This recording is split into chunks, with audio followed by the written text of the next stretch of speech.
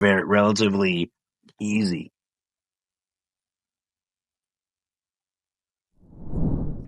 Elbow lever is where it gets good.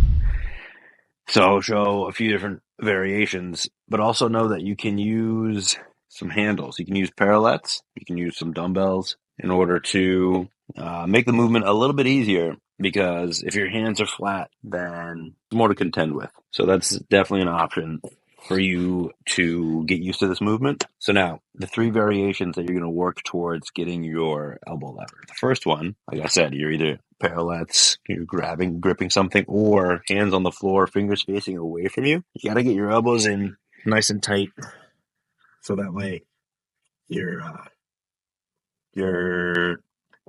just balancing on them. They're basically they're nestled in right on your hip points, right inside your hip points. A lot of external rotation at the arms to really tuck those elbows in. That's probably the hardest part. I see people attempt this and they haven't really got that all the way in and to the point where it's like a tongue and groove type situation. And instead they're squeezing in and they're spending a lot of effort to basically hug the elbows into your sides. That's not an elbow lever anymore. That's more of a shoulder stand, which we're not doing. Elbow lever is actually very relatively easy. There's balance for sure. There's some hip extension that needs to happen, but just in terms of upper body, it's not as intense as the shoulder stand or even like an advanced push-up. So the three variations, you just saw them. The first one is the tuck. All I'm doing is finding that elbow position, leaning forwards until my legs come off the floor. Now notice, very key, I'm not lifting my legs. All I'm doing is leaning forwards, and eventually I'm going to reach the fulcrum balance point where my legs just float up on their own. And then you're doing a tuck elbow lever. Congratulations. From the tuck,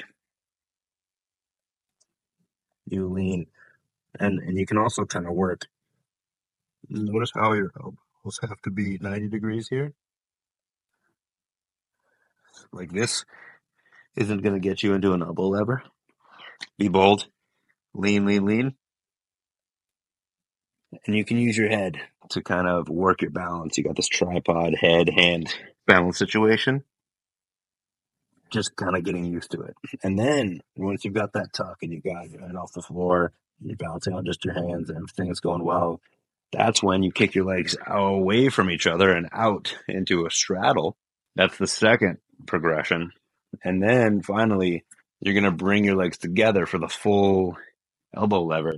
And as you progress through those three variations, you're going to have to lean more forward. The tuck has the least amount of your body weight reaching back behind you. Straddle has more. Full elbow lever has the most. So again, one more time.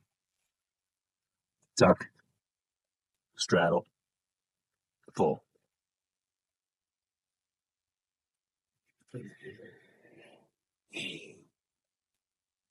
Notice how I was leaning slightly more forwards between those three.